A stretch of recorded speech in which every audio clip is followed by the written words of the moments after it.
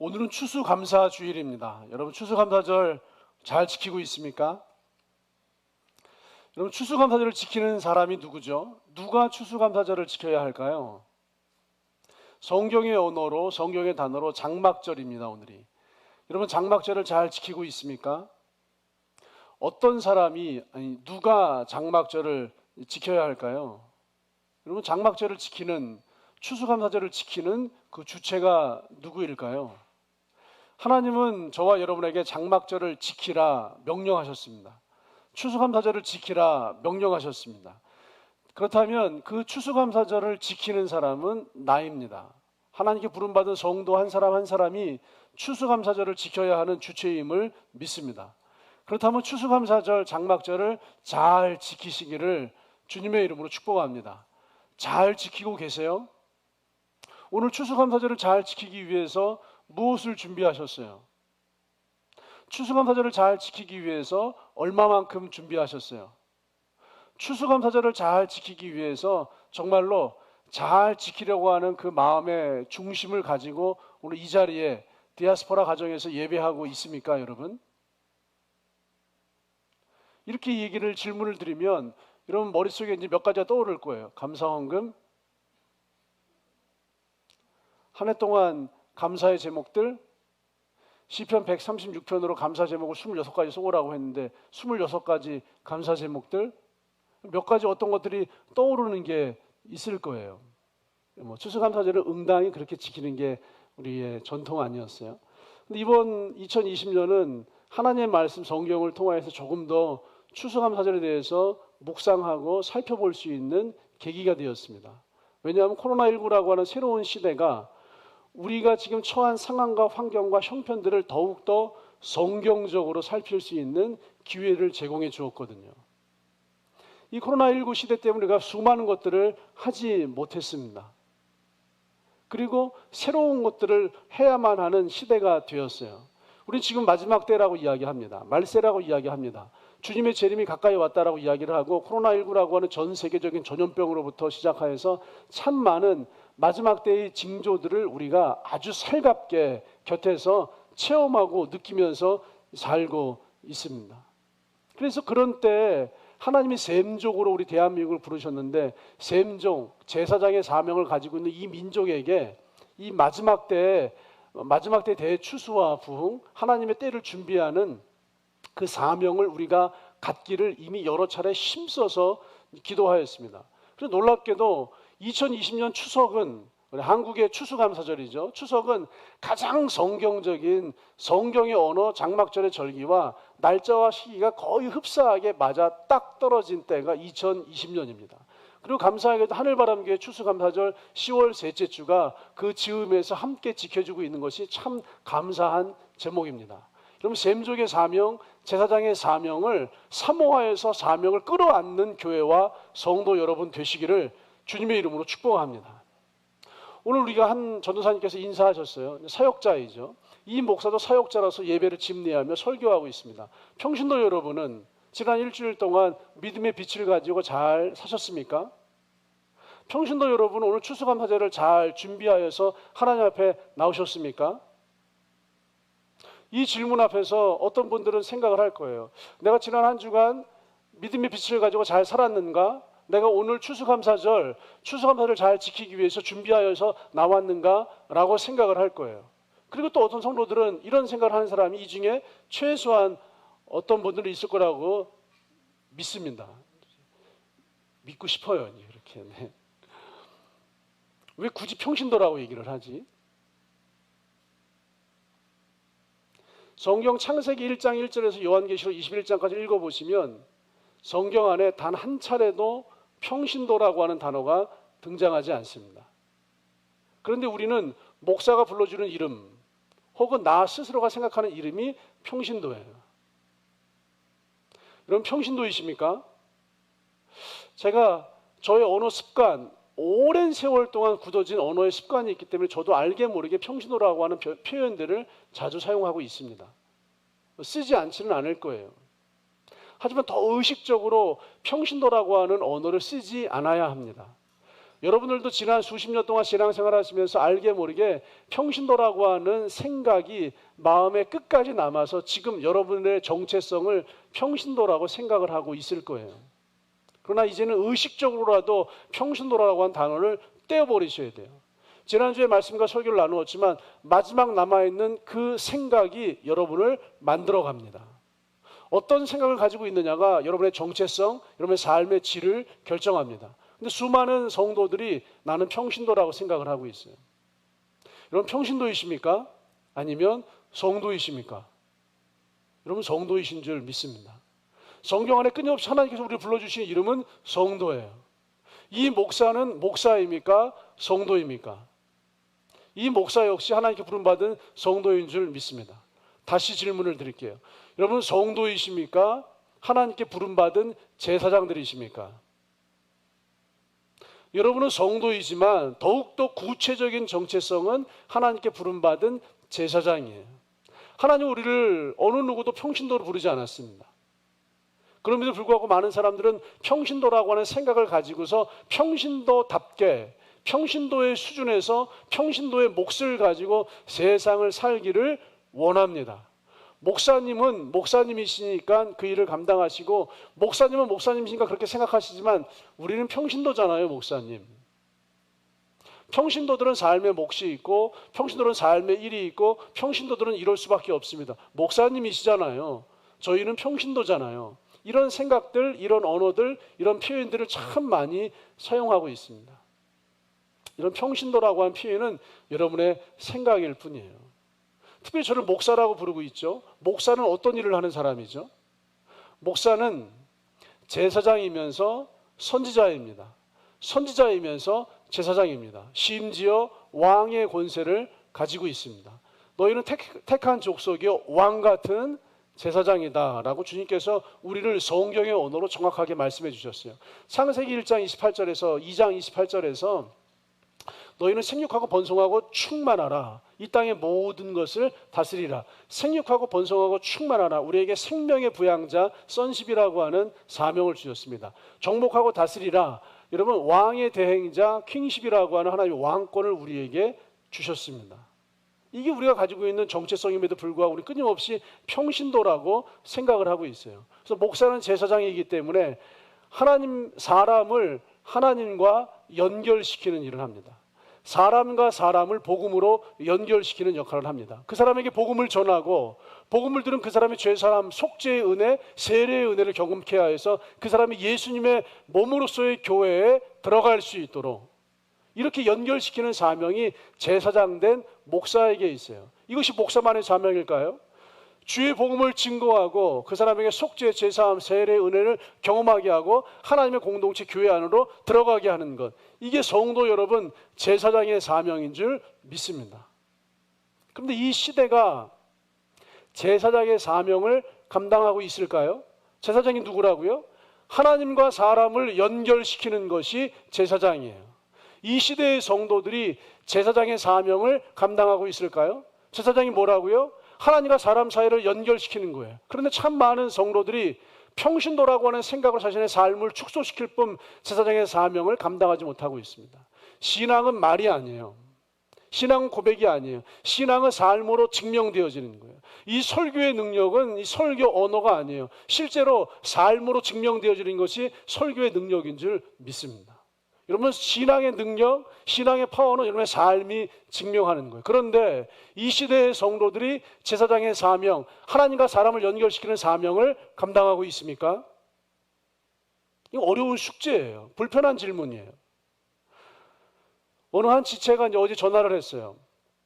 이제 아동발달센터에서 상담을 받고 있는데 그 장애를 둔 아이의 이제 어머니가 참 많은 어려움을 호소하고 있어요. 모든 장애를 가진 우리 이제 학부형들이 다 참 많은 어려움을 가지고 있습니다. 그래서 부모 상담, 부모 치료를 참 받으면 좋겠다라고 하는 생각이 들 정도로 어려움을 가지고 있어요. 그래서 이렇게 얘기했다고 합니다.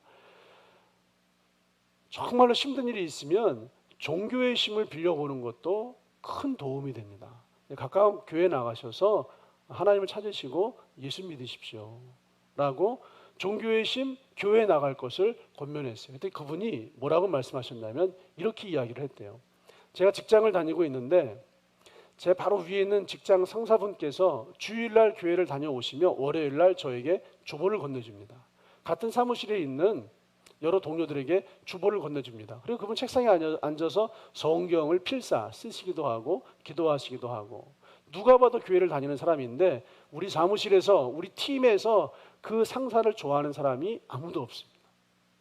그 상사를 생각만 하면 지긋지긋 이가 갈립니다. 얼마나 부하 직원들을 못살게 힘들게 구는지.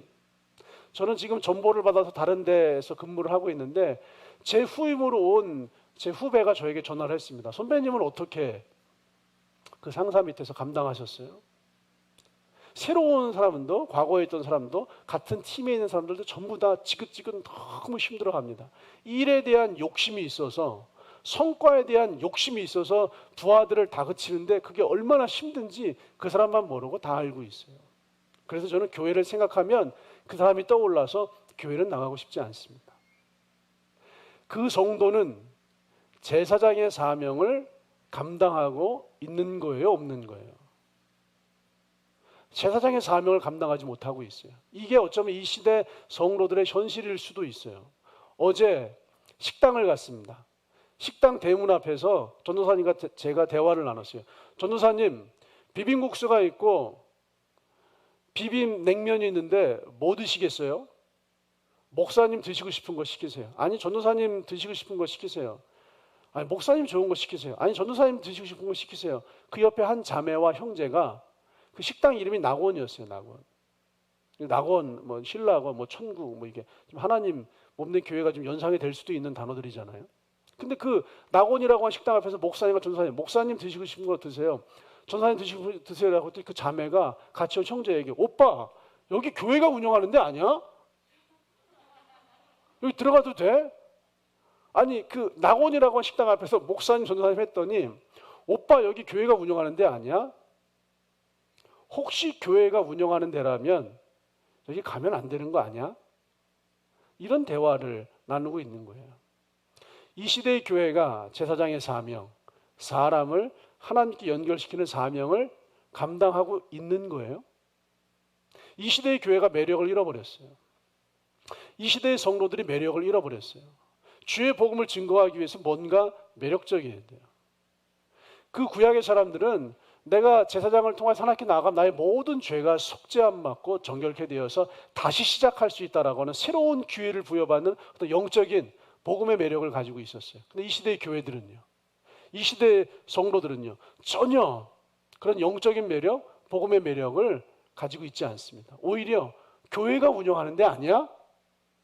저는 그런 사람이 다니는 교회라면 나가고 싶지 않습니다. 이런 소리가 들려올 뿐이에요. 코로나19가 처음 시작될 때 이렇게 이야기했습니다. 이 하늘바람 교회가 하나님에 의한 하나님의 종교개혁이라고 표현을 했어요. 코로나19는 하나님의 종교개혁이에요. 종교개혁 500주년을 맞이해서 열방의 모든 교회들이 새롭게 개혁되어져야 한다라고 이야기했어요. 개혁이라고 하는 것이 거창하지만 하나님을 더 많이 찾아가야 된다, 성경으로 돌아가야 된다, 하나님께로 돌아가야 된다라고 말씀하고 있어요. 이 시대의 교회가 제사장으로서의 교회예요. 이 시대의 성도들이 제사장으로서의 성도들이에요. 종교개혁의 가치는 오직 믿음으로, 오직 성경으로, 오직 은혜로 모든 사람이 하나님께서 부르신 제사장입니다. 만인 제사장이라고 하는 그 하나님의 복음의 가치를 선포했어요. 제사장이 되기 위해서는 오직 믿음으로, 제사장이 되기 위해서는 오직 성경으로, 오직 은혜로 제사장의 사명을 감당해야 된다라고 선포했어요. 교회의 본질이 제사장이에요. 성도의 본질이 제사장이에요. 그래서 하나님께서는 베드로전서 2장 9절에서 너희는 택하신 족속이요 왕같은 제사장들이요 거룩한 나라요 그의 소유가 된 백성이 왕같은 제사장이라고 정확하게 이야기하고 있습니다. 우리의 정체성이 제사장이에요. 그래서 하나님이 코로나19를 통해서 이 세상 교회를 개혁해내고 있어요. 바꾸어내고 있어요. 한국 교회만이 아니에요. 미국 교회도 유럽 교회들도 지금 예배를 못 드리고 있기 때문에 예배를 드리지 못하는 모든 나라에서 동일한 현상이 벌어질 것이라고 생각을 합니다. 한국 교회 안에서는 예배를 드리지 못하는 교회들이 한국 땅 안에서 동일한 현상이 일어나고 있음을 목격을 합니다. 과거의 성도는 평신도라고 하는 생각을 가지고 있어서 내가 영적인 소비자, 복음의 소비자라고 생각을 했어요. 근데 지금 코로나19 시대에 성도들은 제사장의 사명을 가지고 영적인 생산자, 복음의 생산자가 되어졌어요. 과거에는 복음을 생산하는 건 목사에게만 주어진 특권이었어요. 복음을, 영적인 것들을 생산해내는 것은 교회, 사역자에게만 주어진 특권이었어요. 근데 지금은 성도가 복음의 생산자가 되어서 유튜브에서, 인터넷에서 수많은 복음의 메시지를 선포하고 있습니다. 지금 유튜브에서 가장 인기 있는 유튜버들이요, 성도들이에요. 목사님들은 교인 수로 인하여서 조회수가 높은 거지, 그냥 교회가 없이 성도 한 사람이 수만 명의 팔로워들을 가지고서 유튜브 채널을 운영하고 있습니다. 주의하셔야 돼요. 어떤 유튜브 채널은 전혀 복음적이지 않아요. 전혀 성경적이지 않아요. 아니, 구독자 수가 몇만 명인데 조회수가 몇만 건, 몇천 건인데 전혀 성경적이지 않아요. 전혀 복음적이지 않습니다. 그런 유튜브 채널들도 많이 있기 때문에 주의하셔야 돼요. 그런데 참 많은 성도들이 복음의 생산자가 되어서, 제사장이 되어서 복음을 선포하고 유통시키고 많은 사람들을 하나님께로 초청하고 있다는 거예요. 여러분은 부름받은 제사장인 줄 믿습니다. 하나님이 그래서 성도들이 제사장이 될 수 있도록, 성도들이 목사가 될 수 있도록, 성도들이 복음의 생산자가 될 수 있도록 지금 사역하고 있음을 믿습니다. 그래서 오늘 여러분 추수감사절 잘 지키고 계세요? 성경의 언어로 장막절을 잘 지키고 계세요? 추수감사절은요, 장막절은요, 우리의 본질을 회복하는 축제예요. 우리의 제사장권을 회복하는 축제입니다. 우리 한 사람을 주님께서 불러내셔서 세례를 경험하게 하시고 구원을 경험하게 하시고 구원받은 성도 한 사람 한 사람이 제사장으로서의 사명을 가지고 세상으로 재파송되게 만드는 사건이 추수감사절 장막절입니다. 장막절은요, 첫 번째 나팔절로 시작을 해요. 이미 성경 공부를 많이 하신 분들이 아시겠지만 나팔절로 장막절을 시작을 합니다. 그리고 두 번째 나팔절을 통과하면 대속죄일이에요. 이 대속죄일을 통과하면 장막절이라고 하는 이름의 이제 기간으로 들어가요. 장막절은 초막절, 수장절이라고 이름을 부르는데, 초막절은 나뭇잎 사이를 가지고 천막, 텐트를 만들어서 그 텐트 안에 들어가서 일주일 동안 생활한다고 해서 초막절이라고 부르는 거예요. 수장절은 1년 동안 농사지은 모든 열매들을 창고에 저장한다라고 해서 수장절이에요. 지금 세계교회가 추수감사절을 지키고 있죠. 세계교회가 지키고 있는 추수감사절은 이 나팔절, 대속죄일, 초막, 수장절을 포함한 이 통칭 장막절 안에서 수장절만 똑 떼어서 드리는 절기라고도 할 수 있어요. 굉장히 그 의미가 축소가 된 거죠. 한 해 동안 지은 모든 감사의 열매들, 감사합니다, 감사합니다, 감사합니다, 이것만 똑 떼어서 수장절로 지키고 있는 거예요. 진정한 의미의 추수감사절은 나팔절로부터 시작해야 돼요. 나팔절이 뭐죠? 나팔을 부는 거예요. 이스라엘 백성들이 광야 생활할 때 나팔 소리를 듣고 움직였습니다. 나팔 소리를 듣고서 지인을 짜기도 하고, 나팔 소리를 듣고 천막을 치기도 하고, 나팔 소리를 듣고 이동하기도 하고, 나팔 소리를 듣고 전쟁을 하기도 하고, 나팔 소리를 듣고 멈추고 달려갔습니다. 그러니까 나팔 소리를 듣고서 이스라엘 백성들이 살았어요. 나팔 소리를 들으면 수많은 백성들이 나팔이 불려지는 장소로 모여왔습니다. 그 자리가 하나님의 장소예요. 나팔 소리를 듣고 하나님 앞에 나와서 예배하고, 나팔 소리를 듣고 하나님 앞에 나와서 말씀을 나누고, 나팔 소리를 듣고 하나님 앞에 나와서 신앙의 생활을 이스라엘 백성들이 살았어요. 지금 하나님께서 우리가 나팔절로 시작해서 추수감사절을 완성하기를 원하십니다. 나팔절이 되어야 돼요. 여러분, 세상에 나가셔서 복음의 나팔을 불어야 돼요. 하나님의 나팔을 불어야 돼요. 복음의 나팔, 하나님의 나팔을 불어서 그 사람이 하나님 앞으로 나아올 수 있도록 하는 것부터 시작하셔야 돼요. 이게 추수감사절을 시작하는 거예요. 여러분, 복음의 나팔을 불고 계세요? 믿음의 나팔을 불고 계세요? 여러분, 직장에 나가셔서 사람과 만나서 이야기하시면 어떤 종류의 이야기를 하고 계세요? 코로나19 힘들잖아요. 어렵잖아요. 절망적이잖아요. 사업장이 힘들잖아요. 어렵잖아요. 절망적이잖아요. 직장에서 월급이 감봉되고 회사가 잘 되지 않고 힘들고 위축되어져 있잖아요. 정말 어렵다, 힘들다, 절망이다, 낙심이다. 이래서 코로나 걸리는 거 아니야? 나 감기 기운이 있는데 이거 문제 있는 거 아니야? 수많은 부정적인 생각들로, 이야기들로 우리의 언어와 생각과 마음을 채워서 우리 시간들을 보내고 있어요. 그때 나팔을 부셔야죠. 복음의 나팔, 희망의 나팔을 부셔야죠. 김난도 교수가 쓴 아프니까 청춘이다에 그런 말이 있잖아요. 뻥 쳐라, 뻥 치는 사람이 잘 된다. 그런 말이 있죠. 뻥치세요, 여러분. 뻥치세요. 세상 사람들이 바라볼 때는 뻥치는 건데 하나님 바라볼 때 믿음을 선포하시는 거예요. 소망이 있다. 비전이 있다. 하나님이 뚫어내게 하신다. 이걸 통하여서 하나님의 어떤 배열이 뜻하심이 이루어진다. 더 나은 세상이 될 것이다. 더 나은 인생이 될 것이다.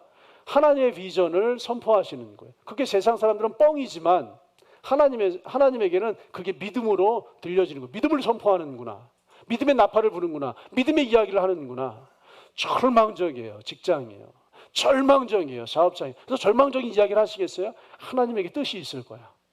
하나님에게 계획이 있을 거야. 하나님 풀어내게 하실 거야. 과거에 하나님 이렇게 역사하셨는데 오늘의 이 때를 하나님이 통과하게 하실 거야.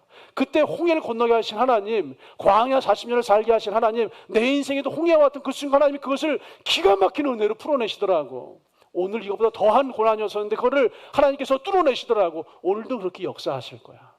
오늘도 그렇게 풀어내실 거야. 그 믿음의 나팔, 희망의 나팔, 복음의 나팔을 선포하시는 거예요. 이게 나팔절이에요. 그 나팔 소리를 듣고서 그 사람들이, 나팔 소리 들은 그 사람들이 하나님 앞에 나오게 하는 거예요. 그러니까 함께 대속죄일로 들어가는 거예요. 근데 대속죄일이에요. 이게 추수감사절이라고 절기, 나팔절로 시작하여 대속죄일 들어오는 거예요. 대속죄일은요, 말 그대로 대속죄일이에요. 사람이 죄를 지으면 구약시대에 속죄 제사를 드렸습니다. 사람이 도둑질을 했어요. 속죄 제사를 드려요. 거짓말을 해요. 속죄 제사를 드려요. 사기를 쳐요. 속죄 제사를 드려요. 싸웠어요. 때렸어요. 속죄 제사를 드려요. 그런데 알게 모르게 지은 죄가 얼마나 많아요. 대속죄일에는요, 1년 동안 알게 모르게 지은 모든 죄를 통틀어서 한 번의 제사를 통해서 1년짜리 모든 죄를 다 탕감해 주시는 거예요. 하나님, 이 구약의 율법에 대속죄일에 속죄 제사를 드리면 그 1년 동안 지은 모든 죄를 눈과 같이 하얗게 도말해 줄게. 이게 대속죄일이에요. 우리가 나팔을 불어서 이 사람들을 하나님 앞으로 이끌어서 함께 대속죄일 예수 그리스도의 복음을 아는 자리까지 나오시는 거예요. 구약의 대속죄일은 1년짜리 제사잖아요. 신약시대 예수님의 십자가 사역은요, 단번에 영원히 온전하게 하셨느냐. 히브리서 10장의 말씀이에요. 한 번의 제사로 영원히 온전하게 하셨느니라. 이 복음을 전해 주어서 그 사람이 인생의 모든 죄를 대속 받을 수 있도록 그 영혼에게 주의 복음을 증거해 주는 거예요. 이 사람과 함께 대속죄를 통과하시는 거죠. 그 다음은요, 대속죄를 통과했으면 여기는 뭐예요? 초막절이잖아요. 초막을 짓고, 초막절은요, 초막을 짓고 초막 속으로 들어가는 거예요. 이미 초막 속에는요, 수장절, 창고에 가득히 담아놓은 열매와 곡식들이 가득 있어서 그 천막 안에는 먹을 양식이 풍성해요. 그 초막 속으로 들어가시는 거예요. 나팔절을 거쳐서 예수 그리스도의 보혈로 정결케 된 대속제물을 거쳐서 초막, 이 공동체 속으로 들어오게 만드는, 하나님의 나라 안으로 들어오게 만드는 거예요. 하나님의 교회 안으로 들어오게 만드는 거예요. 그리고 그 안에서 이제 나팔 소리를 듣고 모여온 이 사람이 예수 그리스도로 대속받고 초막 안으로 들어온 이 사람에게 무엇을 하냐면, 전통적으로 장막절을 가장 잘 지키는 방법은요, 초막 속에 들어가서 일주일을 생활을 해요. 일주일 동안 아버지가 자녀들에게 지금까지 하나님이 어떻게 은혜로 우리를 인도해 오셨는지 이야기하는 거예요. 그 고난의 때를 어떻게 통과하게 하셨는지를 자녀들에게 이야기하는 거예요. 아버지가 어떻게 신앙생활을 하고 있는지를 그 자녀들에게 이야기하는 거예요. 신앙생활하는 전 과정을 이야기해요. 아버지가 세상을 살다가 이런 큰 문제를 만났는데 그 문제를 만났을 때 이 아빠는, 이 엄마는 그 문제를 이렇게 풀었단다 라고 이야기해 주시는 거예요. 기도를 할 때는 어떻게 기도하냐면 이렇게 기도하는 거란다. 너희 아빠와 엄마는 하나님 앞에 이렇게 기도의 시간을 정해놓고, 이렇게 기도의 장소를 정해놓고, 이렇게 이런 내용으로 기도를 하고 있단다. 기도를 전수해줘요. 문제를 푸는 방법을 전수해줘요. 오늘 추수감사절에 감사 예물을 준비하셨어요? 그냥 드리지 말고 자녀들에게 이번 추수감사절에 우리 가정이 이런 감사, 이런 감사, 이런 감사가 있어서 이렇게 감사 예물을 준비해서 하나님께 드렸단다라고 정확하게 이야기 전수해 주시는 거예요. 11조를 드리세요. 하나님께 11조는 주권의 문제야. 이 주권의 문제 하나님께 드리기 위해서 우리는 우리 가정이 이렇게 소득이 있는데 이 중에 이렇게 11조를 드리고 있단다라고 정확하게 이 초막 안에서 한마디로 교회 생활에 필요한, 하나님 나라 생활에 필요한, 인생을 살아가는데 필요한 모든 것들을 전수해 주는 거예요. 전수받은 자녀가 이제 성장을 합니다. 전수받은 자녀가 부모의 복음의 스피릿, 믿음의 스피릿이 정확하게 전수가 되어서 초막을 열고 나올 때는 이 자녀가 그냥 작은 자녀가 아니라 또 다른 제사장이 되어서 세상에 나가서 나팔을 부는 거예요. 또 다른 제사장이 되어서 나팔 소리 듣고 나온 그 사람과 함께 예수 그리스도 앞에 대속제물 앞에 나오는 거예요. 또다시 그 사람과 함께 하나님의 나라 교회 공동체 속에 들어와서 신앙이 전수되어지고 잘 성장할 수 있도록 이끌어가는 거예요. 이 나팔절, 대속제일, 초막절, 나팔절, 대속제일, 초막절, 이것이 끊임없이 반복되어지는, 이것을 잘 이루어가는 게 추수감사절을 잘 지키는 거예요. 우리가 수장절만 지키고 있다면, 창고에 가득히 쌓아놓은 열매로 감사만 하고 있다면 추수감사절의 아주 일부, 극히 작은 일부를 지키고 있었을 뿐이에요. 근데 2020년 이 새로운 시대에 하나님은요, 저와 여러분이 제사장이 되기를 원하시는 줄 믿습니다. 나팔절에서부터 초막까지 들어가는 이게 제사장의 사명이에요.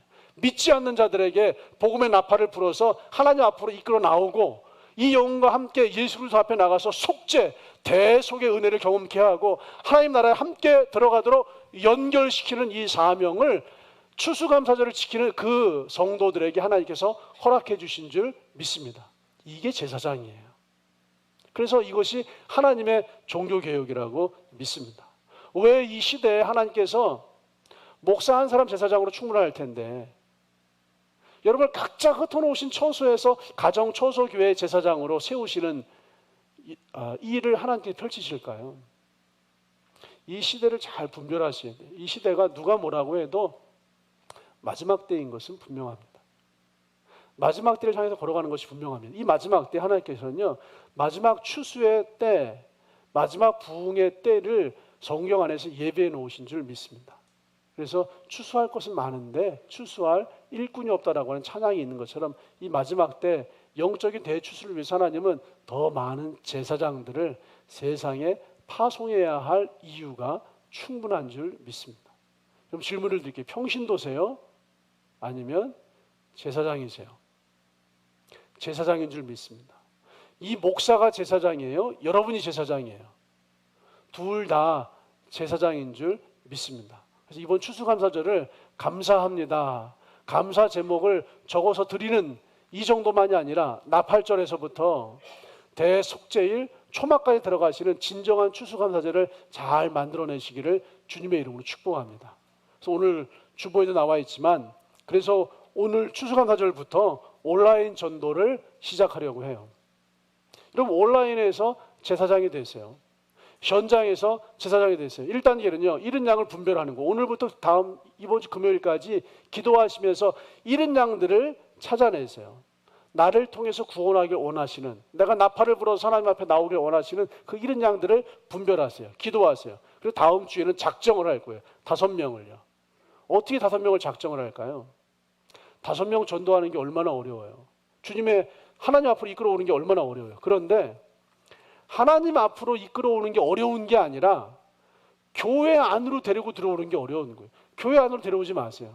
그냥 열려있는 유튜브 채널로 초청하세요. 그래서 여러분들 주변 5명을 하늘바람교회 유튜브 구독자 5명을 만들어주세요.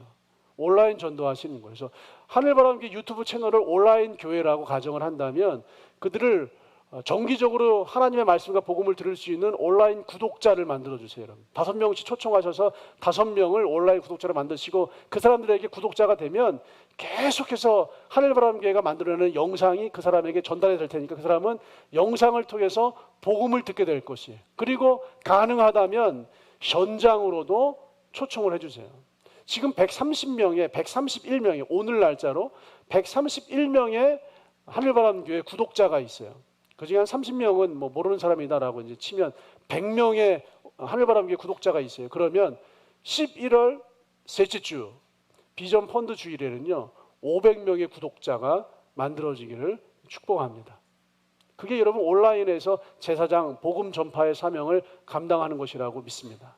이 마지막 때 이것이 작은 사역이지만 이 작은 사역들을 여러분 제사장으로서 감당하시고 삶의 현장으로서도 제사장으로서 사람과 하나님을 연결시키는 사명이 있음을 기억하시고 그렇게 살아내시기를 주님의 이름으로 축복합니다. 그래서 이번 추수감사절이 감사만 있는 추수감사절이 아니라 나팔부터 대속죄일 초막 하나님 나라까지 들어갈 수 있는 진정한 의미의 추수감사절을 만들어내시기를 주님의 이름으로 축복합니다.